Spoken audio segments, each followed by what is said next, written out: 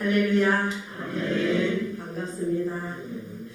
오늘 오후 찬양 예배에 오신 우리 성도님들을 환영하고 축복합니다. 벌써 가을이 지나 달력에는 입동이 되었더라고요. 그리고 금요일에는 저희가 겨울철을 준비하는 교회 김장도 맛있게 담궜습니다. 여기 성도님들이 이렇게 이 자리에 앉아있지만 어떤 분들과는 매우 친하게 항상 옆에서 같이 앉는 사람들도 있을 것입니다. 그리고 어떤 분들은 인사만 하는 어색한 사이도 있을 겁니다. 사회생활이나 신앙생활이나 할 때 우리가 속해 있는 공동체 안에는 언제나 아주 친밀한 사이가 있는가 하면 매우 어렵고 서먹서먹하고 불편한 사이도 있습니다. 오늘은 친밀함에 대해서 말씀을 하려고 하는데요. 친밀하다라는 이 단어는 사이가 매우 친하고 가깝다라는 뜻입니다.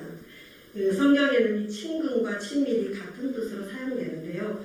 그것은 친하다라는 말로 사용되는데, 친하다는 말은 가까이 살기여 정이 두텁다라는 말입니다. 정신분석자이신 이무석 박사는 자신의 저서인 친밀함이라는 그 책 속에서 친밀함에는 이 세 가지 요소가 있다고 합니다. 첫 번째, 친밀함의 세 가지 요소 중에 첫 번째는 서로 통하는 느낌, 두 번째는 서로 살피고 도와주기, 세 번째는 나눔이라고 말합니다. 우리가 친밀하기 위해서는 서로 통하는 느낌이 있어야 합니다. 취미가 같거나 성격이 비슷하거나 취향이 비슷하거나 환경이나 생각하고 추구하는 것이 비슷할 때 우리는 친밀하다고 느끼기도 합니다. 서로 살피고 도와주고 나눌 때 친밀해진다고 말합니다.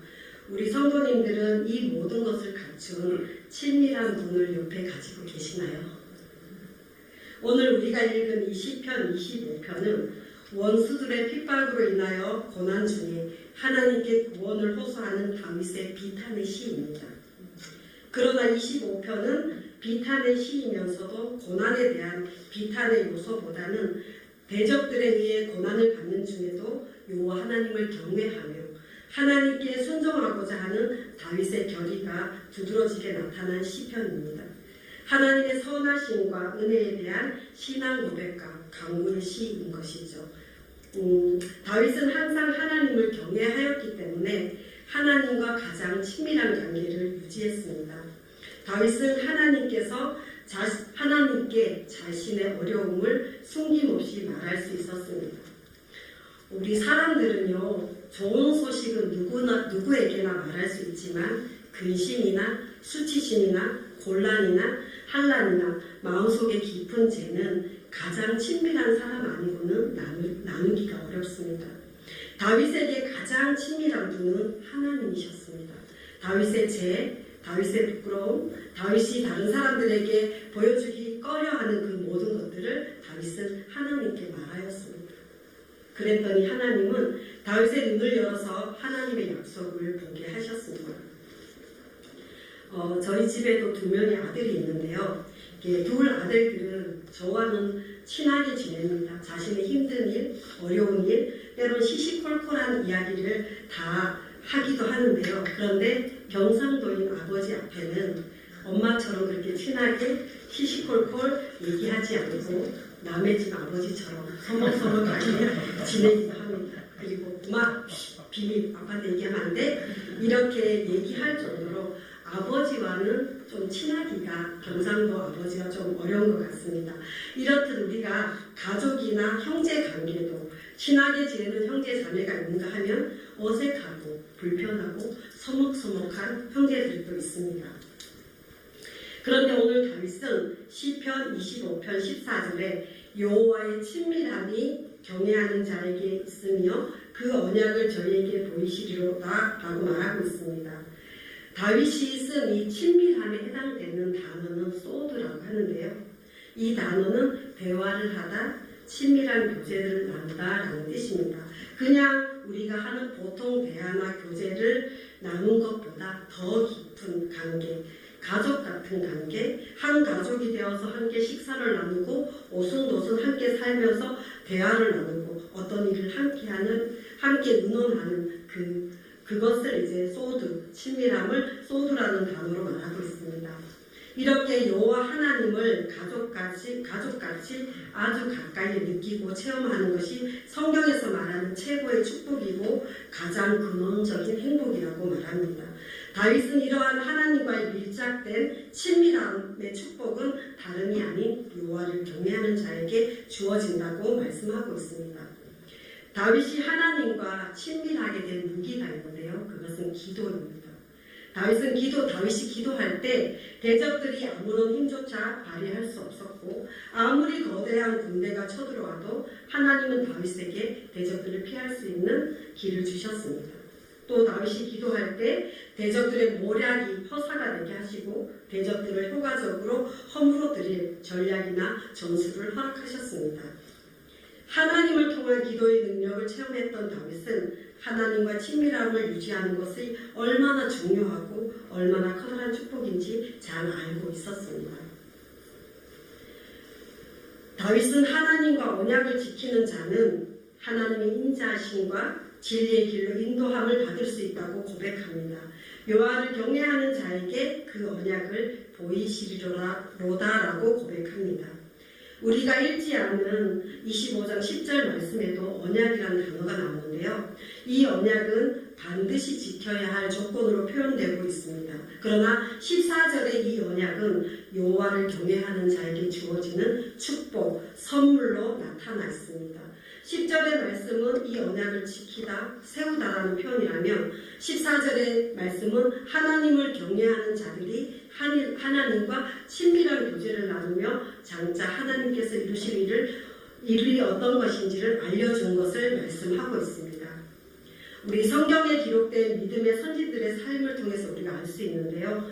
노아도 다윗도 요셉도 아브라함도 하나님을 경외하며 하나님과 동행하는 자들이었습니다. 다윗은 하나님을 경외하였고 그로 인하여 하나님의 마음에 합한 자라는 말씀을 듣게 됩니다. 그것은 다윗이 하나님과 기도를 통해서 한 친밀함이었습니다. 그런 다윗에게 하나님은 다윗과 언약을 맺으시고 그것을 분명히 보이사 장차 그것이 곧 그의 후손 가운데 다윗의 집과 나라를 영원히 보존하고 견고히 하실 그리스도가 나타나실 것임을 나타내 보이셨다고 사무엘하 말씀에는 말씀하고 있습니다. 다윗은 지금 고난 중에 있지만 하나님의 용서와 인도를 구하며 하나님을 경외하는 자세를 끝까지 견지합니다. 하나님의 구원의 확신 가운데 바라볼 뿐 아니라 의로운 그 백성을 구원하시고 그에게 약속하신 언약을 반드시 이루실 신실하신 그 하나님을 믿음으로 바라봅니다. 하나님께서는 하나님을 경외하는 자들과 함께 하나님의 친밀하심을 나누길 원하셨습니다. 하나님께서 친밀함을 보여주시는 사람은 언제든지 하나님을 만날 수 있고 하나님의 뜻을 알려주셨습니다. 오직 하나님을 진심으로 경외하는 자들에게만 주어지는 하나님의 특별한 선물입니다. 사람들 관계에도 누구의 뜻을 알고자 한다면 그와 친밀한 교제를 통해 대화 속에서 상대방의 뜻을 알 수 있습니다. 하나님의 경우도 동일합니다. 우리가 하나님의 뜻을 알려면 하나님과 친밀한 교제 속으로 들어가야 합니다. 아브라함은 하나님과 친밀한 교제를 나눈 사람입니다. 아브라함이 얼마나 하나님과 친밀하였는지 그는 하나님의 친구라는 칭호를 듣기도 했습니다. 하나님은 그러한 아브라함을 향하여 창세기 18장 17절 말씀 함께 저희가 읽어보겠습니다. 시작. 여호와께서 이르시되 내가 하려는 것을 아브라함에게 친밀히 드리리라고. 창세기 18장 17절에 여호와께서 이르시되 내가 하려는 것을 아브라함에게 숨기겠느냐라고 말씀하셨습니다. 하나님께서는 하나님과 친밀한 관계에 있던 아브라함에게 하나님의 계획을 미리 말씀해 주셨습니다. 또 예수님의 제자들도 예수님과 친밀한 교제를 나누었습니다. 요한복음 15장 15절을 저희가 함께 한 목소리로 합독하시겠습니다. 시작. 이제부터 너희를 주님하지 아니하니 좋은 주님이라는 것을 알지 못하였다. 너희를 친구로 하는 분이 내가 내 아버지의 뜻을 다 너희에게 알게 하셨습니다. 네. 예수님은 이제부터는 너희를 종이라 하지 아니하리니 종은 주인이 하는 것을 알지 못하니라. 너희를 친구라 하였노니 내가 내 아버지의 들은 것을 다 너희에게 알게 하였습니다 라고 말씀하십니다. 아브라함처럼 예수님의 제자들 역시 하나님을 경외하는 사람들이었습니다. 예수님은 제자들에게 친구라고 말씀하시며 하나님께 들은 것을 제자들에게 다 알게 해주신다고 말씀하셨습니다. 아모스 3장 7절 말씀도 함께 저희가 합독하시겠습니다. 시작. 주여 너와께서 전하게 누리를 좋은 선지자들에게 배우지 아니하시고는 더더욱 하심이 없으시리라. 하나님께서는 하나님의 종인 선지자들에게도 하나님의 비밀을 다 보여주시고 행하신다고 말씀하셨습니다. 보여주지 않고는 행하지 않겠다고 말씀하셨는데요. 하나님을 믿는 우리는 하나님의 계획과 하나님의 비밀, 하나님의 뜻만을 구하기 전에 먼저 하나님을 경외하고 하나님을 사랑하는 마음을 가져야 합니다. 하나님의 뜻, 하나님의 계획, 하나님께서 우리를 쓰시는 그 목적이 아니라 먼저 하나님을 경외하고 먼저 하나님을 사랑하는 마음을 가지기를 원하십니다. 친밀함의 시작은 하나님을 경외함에 있습니다. 친밀함은 그 사람의 비밀까지 공유한 사이입니다.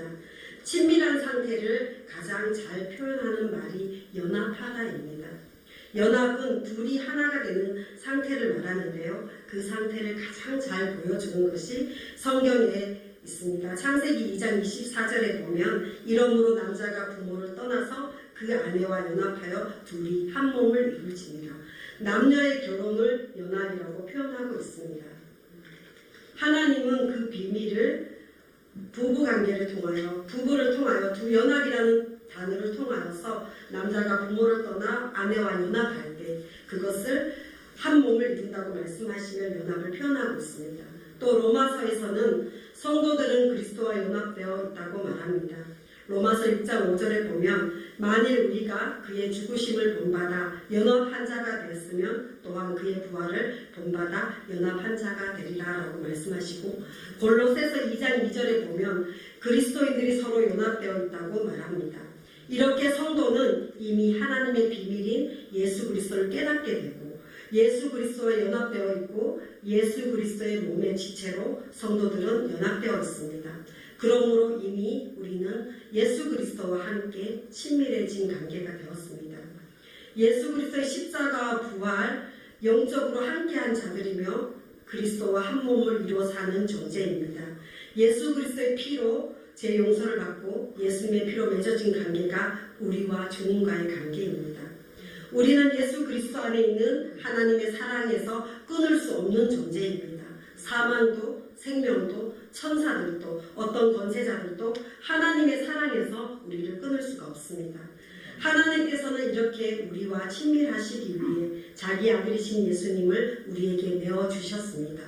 우리는 죄로 인하여 주님과 멀리 떠나기도 하지만 주님은 우리를 떠나지 않으시고 항상 우리와 가까이 계시며 우리와 동행하기를 원하십니다. 우리는 매 순간 주님을 바라보아야 합니다. 매 시간 우리는 주님을 붙들어야 합니다. 하나님께서 친밀하게 여기시는 사람은 어떤 사람일까요? 하나님께서 비밀을 함께 나누고 싶은 사람은 어떤 사람일까요? 하나님께서 하나님의 약속을 비밀된 그 약속을 보이고 싶은 사람은 어떤 사람일까요? 그것은 바로 하나님을 경외하는 사람입니다. 하나님을 내 마음에 가장 존귀한 분으로, 하나님을 가장 사랑하는 분으로, 하나님을 내 삶의 최고의 우선순위로 두는 사람. 아브라함처럼 갈 바를 알지 못하는 상황에서도 하나님을 믿고 나아가는 사람. 다윗처럼 늘 모든 것을 하나님께 묻고 기도하는 사람. 그런 사람들에게 하나님은 하나님의 친밀하심으로 하나님의 비밀의 약속을 우리에게 보여주십니다. 하나님을 경외하는 자에게 주시는 복은 하나님과 친밀함을, 하나님과 함께하는 그 친밀함의 복을 주시고, 또 다른 하나는 하나님의 언약입니다. 하나님을 경외하는 자는 하나님을 향한 사랑과 믿음이 깊어져서 하나님과 친밀한 교제를 나눌 수 있는 축복이 있습니다. 하나님과 친밀한 사람일수록 하나님의 뜻을 분별하고 하나님의 인도하심을 따라 살아갈 수 있습니다. 하나님께서는 지금 성북중앙교회 성도님들과 친밀하시기를 원하십니다. 하나님은 지금 우리와 함께 하시기를 원하십니다. 다윗처럼 깊은 기도로 만나시기를 원하십니다. 하나님은 우리가 하나님을 높여드리고 찬양하고 하나님을 향하여 시로 찬양으로 몸으로 찬양으로 친밀하게 하시기를 원하십니다. 하나님은 우리를 예배를 통하여 깊이 만나시기를 원하십니다. 하나님은 매일매일 말씀을 통하여 하나님께서 믿음의 선진들에게 말씀하신 비밀을 우리 모두에게 말씀하시고 싶어 하십니다. 하나님과 깊은 만남이, 깊은 교제가 시작되는 한 주 되시기를 소망합니다. 하나님을 경외하는 성도님들이 하나님과 늘 친밀하신 성도님이 되시기를 간구합니다. 기도하시겠습니다.